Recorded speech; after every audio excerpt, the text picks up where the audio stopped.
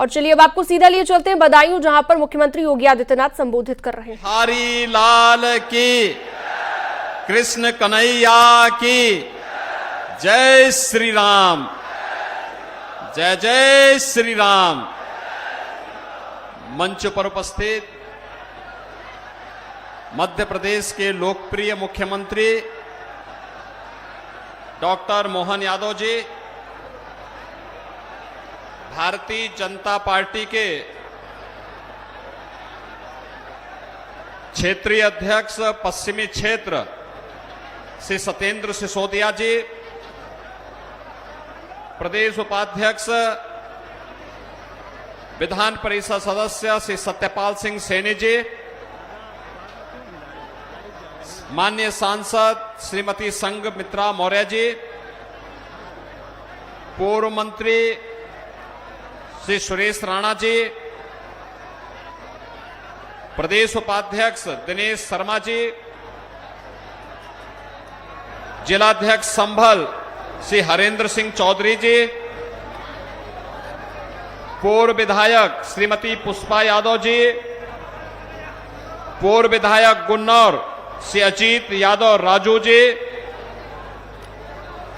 मान्य विधायकगण श्री महेश गुप्ता जी, जिलाध्यक्ष बदायूं श्री राजीव गुप्ता जी और भारतीय जनता पार्टी के बदायूं लोकसभा सीट पर हमारे लोकप्रिय प्रत्याशी श्री दुर्विजय सिंह साक्य जी,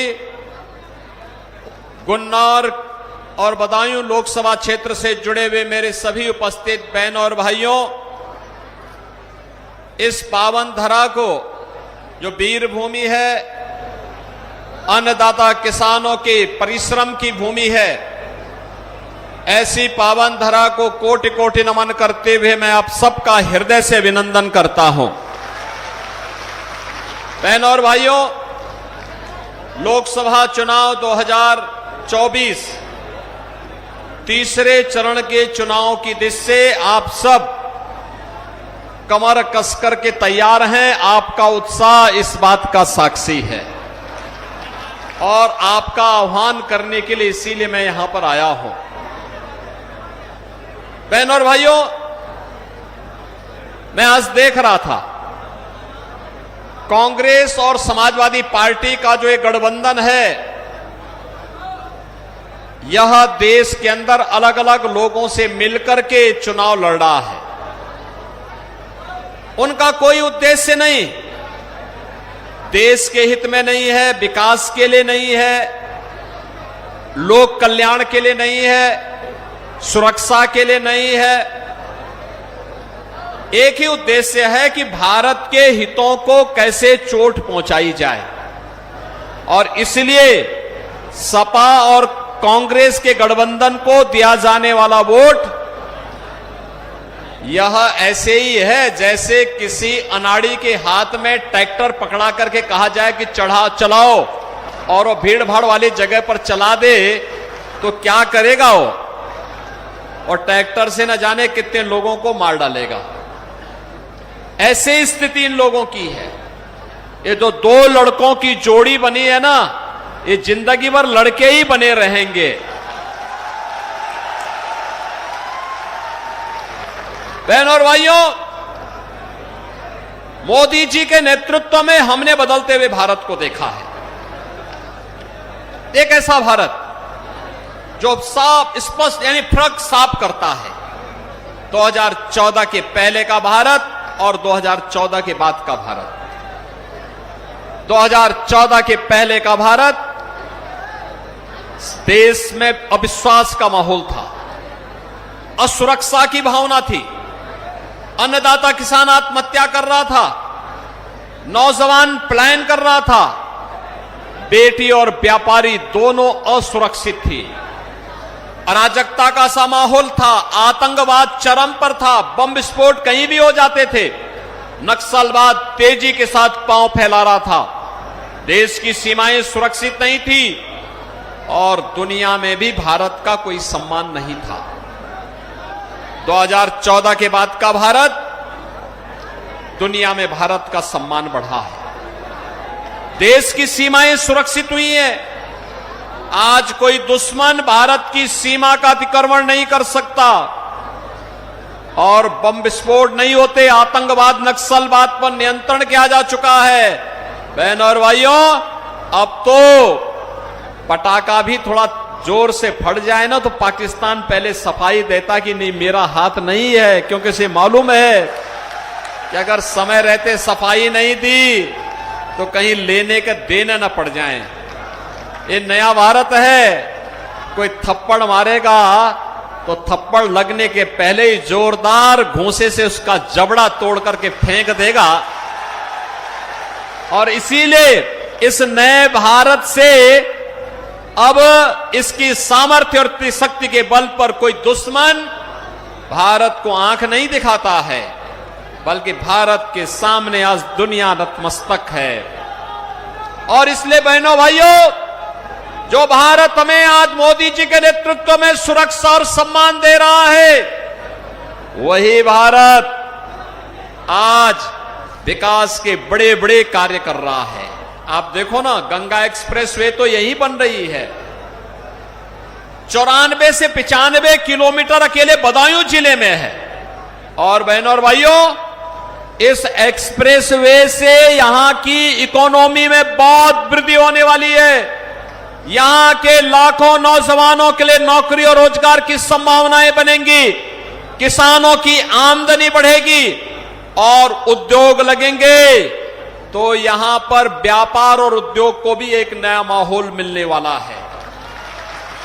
लेकिन साथ साथ अगर आपको दिल्ली जाना है तो यहां से मात्र 1 से 1.5 घंटे में दिल्ली की दूरी, और अगर लखनऊ और प्रयागराज जाना है तो लखनऊ को 4.5 घंटे में और प्रयागराज की दूरी मात्र 5.5 घंटे में आप पूरी कर सकते हैं गंगा एक्सप्रेसवे बनने के बाद।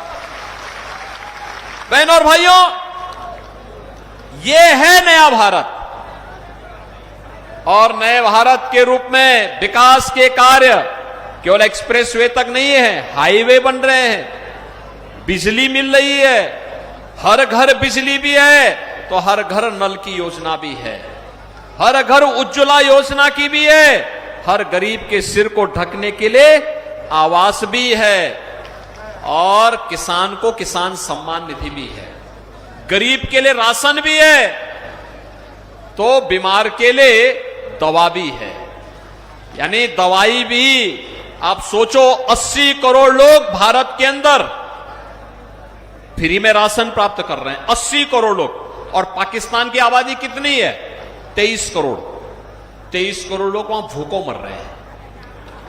देखो, 1947 में भारत को बांट करके पाकिस्तान बना और बड़ी ठसक के साथ उन्होंने पाकिस्तान बनाया कि पाकिस्तान खुशहाल होगा।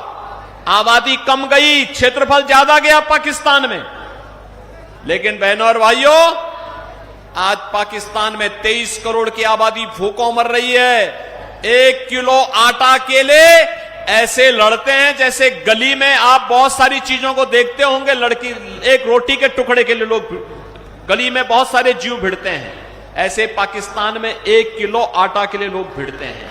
और भारत के अंदर मोदी जी के नेतृत्व में 80 करोड़ लोग पिछले 4 वर्ष से फ्री में राशन की सुविधा प्राप्त कर रहे हैं। और मोदी जी ने चुनाव के पहले ही व्यवस्था दे दी कि अगले 5 वर्ष तक हम इसको निरंतर जारी रखेंगे।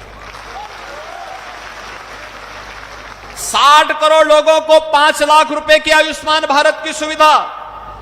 और उत्तर प्रदेश में तो हमने भी व्यवस्था कर दी है, अगर कोई बीमार है उसका चेहरा नहीं देखते, विधायक, सांसद, पूर्व विधायक, जिला पंचायत अध्यक्ष, कोई पदाधिकारी और स्वयं पीड़ित भी अगर एक पत्र भेज देता है ना मुझे कि मैं बीमार हूं, मेरे परिवार में फलाना व्यक्ति बीमार है, उपचार की व्यवस्था नहीं हो पा रही है, तो मैं मोदी जी के द्वारा खोले गए जनधन अकाउंट में पैसा सीधे उसके खाते में भेज देता हूं, कहता हूं निश्चिंत होकर उपचार कराओ।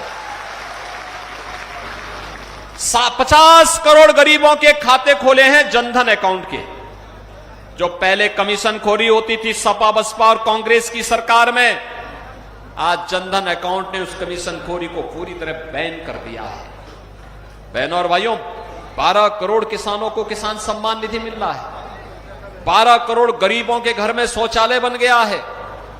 10 करोड़ गरीबों को उज्ज्वला योजना का रसोई गैस का कनेक्शन मिल गया है। कांग्रेस के समय क्या था? पहले तो कनेक्शन नहीं मिलता था, और जिस बेचारे ने कनेक्शन ले रखा है और पर्व और त्योहार के दिन या किसी दिन कोई मेहमान आ गया और रसोई गैस का सिलेंडर समाप्त हुआ, अगर परिवार का मुखिया सिलेंडर लेने के लिए जाता था तो कांग्रेस की केंद्र में और प्रदेश में समाजवादी पार्टी की सरकार थी, तो रसोई गैस तो नहीं मिलती थी, पुलिस का डंडा जरूर मिलता था। और बहनों और भाइयों, पुलिस का डंडा भी मिलता था, और अगर बच के आ ही गए घर और खाली सिलेंडर लेके आए तो घर में बेलना से अलग से मार पड़ती थी। यही होता था ना? होता था ना? लेकिन बहनों और भाइयों, मोदी जी ने ऐसी पुख्ता व्यवस्था कर दी कि रसोई गैस की किल्लत नहीं, और जिन घरों की सामर्थ्य नहीं थी कि खरीद पाएंगे, ऐसे 10 करोड़ गरीबों को रसोई गैस फ्री में दे दिया। और फिर कहने के लिए आए, जितने लोग बचे होंगे आप में से कोई भी सिफारिश करेगा उसको रसोई गैस का सिलेंडर मिल जाएगा। 4 करोड़ गरीबों को मकान दे दिए। जिसको आप कहेंगे मकान देने के लिए मकान नहीं है, उसको मकान भी मिल जाएगा। ये भी घोषणा मोदी जी ने कर दी। बहनों और भाइयों, विकास भी है, गरीब कल्याण भी है। और अभी हम लोग संभल से आ रहे हैं। डॉक्टर मोहन यादव जी भी साथ में थे। मां केला देवी के धाम में हम दर्शन करने के लिए गए। बहनों और भाइयों, 5 साल पहले मैं गया था। बड़ी जर्जर स्थिति थी। वहां के मोहन जी, ऋषिगिरी जी बेचारे बड़े परेशान थे। कहते थे, साहब क्या होगा? कब्जा हो रहा था। समाजवादी पार्टी की सरकार वहां कब्जा करना चाहती थी। और आज केला देवी धाम को देखो, कितना भव्य स्वरूप हो गया है केला देवी का धाम का। हो गया ना? ये तो आपके सामने उदाहरण है। आप में से बहुत सारे लोग अयोध्या नहीं जा पाए होंगे, लेकिन केला देवी धाम में जाइए। कितने लोग अयोध्या गए? अरे काफी लोगों ने दर्शन कर लिया है। लेकिन मैं बोलूंगा, दुर्गजय साक्य से और राजू यादव से कहूंगा कि चुनाव के बाद एक बार इनको दर्शन करवाने अयोध्या लोग जरूर जाइए। बहनों और भाइयों, यही फर्क है, यही फर्क है। समाजवादी पार्टी का सैफई परिवार आता था तो क्या कहता था कि परिंदा पर भी नहीं मार सकता, और आज अयोध्या में भगवान राम फिर से 500 वर्षों के बाद विराजमान हो गए। कांग्रेस कहती थी राम हुए ही नहीं। कांग्रेस क्या कहती थी? राम हुए ही नहीं। और आज कहते हैं कांग्रेस के लोग कि राम तो सबके हैं। देखो, ये दोहरा चरित्र है इन लोगों का। यानी वोट के लिए क्या कुछ पाप नहीं कर सकते। राम मंदिर का निर्माण हो या काशी विश्वनाथ धाम, केला मंदिर का धाम हो या विंध्यवासिनी धाम, ये काम केवल बीजेपी कर सकती है, बीजेपी। और बहनों और भाइयों, देखो, राम मंदिर का निर्माण भी हो गया और बड़े बड़े माफिया और गुंडों का राम नाम सत्य भी हो गया है। हो गया ना? होना चाहिए था ना? और इसीलिए हम लोग आए हैं। बहनों और भाइयों, देखो, अरे कुछ बच्चे हैं, वो भी होगा ना धीरे धीरे करके। ये सारी चीजें एक साथ होनी है, क्योंकि हम तो वृंदावन बिहारी लाल के भक्त हैं। और वृंदावन बिहारी लाल ने क्या कहा था? परित्राणाय साधूनाम विनाशाय च दुष्कृताम। उन्होंने एक ही बात कही थी, सज्जन लोगों का हम संरक्षण करेंगे और दुर्जन लोगों को उनका सही ठिकाने पर भेजने का काम भी करेंगे। और बहनों और भाइयों, आज यही हो रहा है। नया भारत, आज पाकिस्तान भी थर थर कांपता है, कहता है कि उसके यहां जो मोस्ट वांटेड आतंकवादी थे सब एक एक करके मारे जा रहे हैं, एक एक करके मारे जा रहे हैं। पाकिस्तान भयभीत है, कहां छुपे अब? यह ताकत है, भारत के 140 करोड़ लोगों की ताकत है, और इस ताकत के प्रतीक है देश के यशस्वी प्रधानमंत्री श्री नरेंद्र मोदी जी। आज कहीं आतंकी घटना नहीं घटित हो सकती, तो नहीं तो कांग्रेस के समय में विस्फोट होते थे, आतंकी विस्फोट होते थे, और कांग्रेस के लोग कहते थे अरे साहब सीमा पार से आतंकवाद आ गया। अबे सीमा पार से आ गया तो आपके पास भी तो बहुत कुछ है, भेजो वहां पे। हिम्मत चाहिए थी लड़ने के लिए, वह हिम्मत मोदी जी ने दिखाई एयर स्ट्राइक और सर्जिकल स्ट्राइक के माध्यम से। आज पाकिस्तान भी दुम दबा करके चुप रहता है और भारत के लोग सुरक्षित हैं। बहन और भाइयों, जब माहौल सुरक्षित होता है तो समृद्धि का मार्ग भी बनता है। लेकिन सबसे खतरनाक बात क्या है? आपने आज के समाचार पत्रों को थोड़ा आप पढ़िए। राहुल गांधी के लिए पाकिस्तान समर्थन कर रहा है, यानी इंडी गठबंधन कांग्रेस और सपा को पाकिस्तान समर्थन कर रहा है। जिसको पाकिस्तान समर्थन करेगा, क्या आप उसको समर्थन करेंगे क्या? और जो पाकिस्तान जिसको समर्थन कर रहा होगा, क्या वो आपका हितैषी होगा क्या? क्या पाकिस्तान भारत का हितैषी है क्या? तो क्या आप उसको समर्थन करेंगे? और बहनों और भाइयों, कितना खतरनाक बात इन्होंने कही है। अपने घोषणा पत्र में कांग्रेस और इंडी गठबंधन क्या कहता है? कहता है अल्पसंख्यकों की रुचि के अनुसार खान पान की स्वतंत्रता देंगे। मैं एक बात पूछना चाहता हूं बहनों और भाइयों, मैं एक बात पूछना चाहता हूं, ऐसा कौन सा खान पान है जिसको बहुसंख्यक समाज नापसंद करता है, अल्पसंख्यक समाज पसंद करता है? कौन सा ऐसा है? क्या रोटी आप खाते हैं, क्या वो रोटी नहीं खाते? चावल आप खाते हैं, क्या चावल वो नहीं खाते? आप जो भी टोस्ट लेते होंगे, पकौड़ी खाते होंगे, छोला खाते होंगे, या फिर जो भी खाते होंगे वह भी खाता है। लेकिन एक चीज में हम सब में विभेद है। हम कहते हैं हम गौ माता को सभी देवताओं का वास मानते, उसकी पूजा करते हैं, और शरारतन कुछ लोग गौ माता की हत्या करके गौ मांस खाते हैं। यही अंतर है। यानी कांग्रेस का घोषणा पत्र क्या बोल रहा है? कह रहा है हम गौ हत्या को प्रश्रय देंगे। क्या आप गौ हत्यारों को प्रश्रय देने देंगे क्या?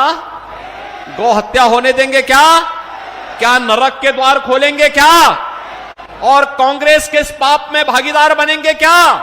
समाजवादी पार्टी के इस पाप में भागीदार बनेंगे क्या? इस पाप में भागीदार बनने के लिए नहीं आए हैं हम लोग। आपने देखा होगा 17 में हमारी सरकार बनी, मैंने पहला ऑर्डर पास किया। सबसे पहला ऑर्डर था, मैंने कहा था गौ माता की रक्षा होगी, हर हाल में रक्षा होगी, और हमने इलीगल स्लॉटर हाउसेस सब बंद करवा दिए। इसके बाद गोवंश बढ़ा। पहले तो घर घर से चोरी करके गाय और भैंस लेके चले जाते थे, अब किसी की हिम्मत नहीं कोई गाय भैंस किसी के यहां खोल करके लेके चली जाए। बहनों और भाइयों, अब हमने फिर व्यवस्था की, हम निराश्रित गौ आश्रय स्थल चलाएंगे। 11 लाख गोवंश इस समय सरकार उसका भरण पोषण कर रही है, और आने वाले समय में इसका विस्तार भी सरकार करने जा रही है। मैं आपको आश्वस्त करता हूं, कृष्ण कन्हैया के धाम में, उनके देश में, राम और कृष्ण के देश में गौ हत्या को हम कतई नहीं होने देंगे, कतई नहीं होने देंगे। और गौ हत्यारों को किसी भी दिशा में आपकी आस्था के साथ खिलवाड़ नहीं करने देंगे। और इसीलिए मैं आया हूं आपसे कहने के लिए कि बहनों और भाइयों, हमारे पूर्वज, हमारे संस्कार, हमारी संस्कृति गाय को तो मानती है, सर्वे देवा स्थिता देहे सर्वदेव मही ही गो, यानी गौ, सभी देवी देवताओं को गौ माता में हम मानते हैं। और तब ये कांग्रेस के लोग, सपा के लोग क्या पाप करने जा रहे हैं? इनसे कुछ उम्मीद करते हैं क्या? ये सुरक्षा नहीं दे सकते, ये आपको सम्मान नहीं दे सकते, ये लोग देश का विकास नहीं करा सकते, ये भ्रष्टाचार को नियंत्रित नहीं करा सकते, अन्नदाता किसानों का सम्मान नहीं कर सकते, नौजवान को रोजगार नहीं दे सकते, आपकी आस्था का भी सम्मान नहीं कर सकते। और उल्टे आज क्या कह रहे हैं? कह रहे हैं कि पिछड़ी जाति को मिलने वाले 27% आरक्षण को अब ये काट करके मुसलमानों को देना चाहते हैं। क्या आपको स्वीकार है? क्या अपना हिस्सा उनको देंगे? क्या अनुसूचित जाति के लोगों के आरक्षण को भी ये काटने जा रहे हैं? क्योंकि कांग्रेस की यूपीए सरकार थी, जब सपा बसपा दोनों समर्थन कर रही थी, तब कांग्रेस ने उस समय रंगनाथ मिश्रा कमेटी की रिपोर्ट लाई थी, सच्चर कमेटी की रिपोर्ट भी लाई थी, और इन दोनों कमेटियों की रिपोर्ट में यह था कि पिछड़ी जाति के, अनुसूचित जाति जनजाति के हकों को मुसलमानों को दे देना चाहिए। क्या आपको स्वीकार है? क्या बाबा साहब भीमराव अंबेडकर ने धर्म के आधार पर आरक्षण का विरोध किया था? क्या हो गया एक कांग्रेस और सपा के लोगों को? आज ये बाबा साहब भीमराव अंबेडकर का भी अपमान कर रहे हैं। और इसलिए बहनों और भाइयों, मोदी जी ने आश्वासन दिया है, पिछड़ी जाति और अनुसूचित जाति जनजाति के अधिकारों पर किसी को डकैती डालने की छूट नहीं दी जाएगी, और अगर कोई डकैती डालेगा तो भारतीय जनता पार्टी डट करके विरोध करेगी। और इसलिए बहनों और भाइयों, मैं आज आपके पास आया हूं। अब तो कांग्रेस के लोगों को बुलडोजर से भय लगने लग गया है, भय लग रहा है। उनको माफिया और अपराधी शरीफ लगते हैं। ये समाजवादी पार्टी के लोगों को तो आप देख रहे होंगे क्या कर रहे हैं। एक ही परिवार के सभी लोग, यानी कोई अजीत यादव नहीं मिला उनको, कोई नहीं मिला। एक कन्नौज से, एक मैनपुरी से, एक को बदायूं से, एक को फिरोजाबाद से, और एक को आजमगढ़ से, एक ही परिवार में। बाकी परिवार, बाकी इतनी बड़ी आबादी में से कोई दूसरा यादव मिला ही नहीं। तो परिवारवादी राजनीति को तो अब दिन गए। आप तैयार है ना इसको जवाब देने के लिए? तैयार है ना कि परिवारवादी राजनीति नहीं होगी? सहमत है ना? योग्यता के आधार पर लोगों को प्रतिनिधित्व मिलना चाहिए कि नहीं मिलना चाहिए? आप सोचो, अगर परिवारवादी राजनीति पर भाजपा विश्वास करती तो क्या मोदी जी का नेतृत्व देश को मिल पाता? क्या और मोदी जी का नेतृत्व नहीं मिलता तो क्या भारत इतनी प्रगति कर पाता? क्या आज तो भारत सुरक्षित है, समृद्ध है, आस्था का भी सम्मान है। और उत्तर प्रदेश में तो अब दंगे भी नहीं होते, कर्फ्यू भी नहीं लगता। कर्फ्यू लगाने वाले, दंगा करने वाले गले में तख्ती टांग करके जान की भीख मांगे फिरे जा रहे हैं, कह रहे हैं साहब एक बार जान बकस दो बस। और इसलिए बहनों और भाइयों, आज मैं आया हूं आपसे कहने के लिए, भारतीय जनता पार्टी ने अपने एक सामान्य कार्यकर्ता को, श्री दुर्विजय साक्य को अपना प्रत्याशी बनाकर के आपके बीच भेजा है। दुर्विजय साक्य को विजयी बना के भेजेंगे गुन्नौर से, भेजेंगे। हमने अजीत पाल राजू को जिम्मेदारी दी है कि गुन्नौर से चुनाव जिता करके भेजिए। आप सहमत हैं? अपने अपने बूथ को संभालेंगे। और बहनों और भाइयों, मोदी जी का, मेरा, डॉक्टर मोहन यादव जी का संदेशा घर घर पहुंचा दीजिए, और पहुंचा दीजिए, कहिए विकास और सुरक्षा की जिम्मेदारी हमारी, आपके सम्मान और आपकी आस्था के सम्मान की जिम्मेदारी हमारी। आप कमल चुनाव चिन्ह से मां लक्ष्मी को यहां पर लाने की तैयारी करिए। मोदी जी को देश की सत्ता फिर से सौंपिए। दुर्विजय साक्य को भारी बहुमत से विजयी बनाए। आप बनाएंगे, लेकिन उसकी शर्त है, चुनाव के दिन पहले मतदान फिर जलपान। पहले मतदान फिर सहमत हैं? अपने साथ लोगों को वोट देने के लिए ले जाएंगे। और बहनों और भाइयों, एक काम और करेंगे और वह काम कि 10 बजे तक, सुबह 7 बजे से 10 बजे तक 50% वोट पड़ जाना चाहिए। पड़ेंगे? सहमत हैं? तो फिर कमल चुनाव चिन्ह के लिए मेरे साथ दोनों हाथ ला करके बोलेंगे, भारत माता की, भारत माता की, भारत माता की जय श्री राम, जय जय श्री राम। बहुत बहुत धन्यवाद आदरणीय मुख्यमंत्री जी। अब मैं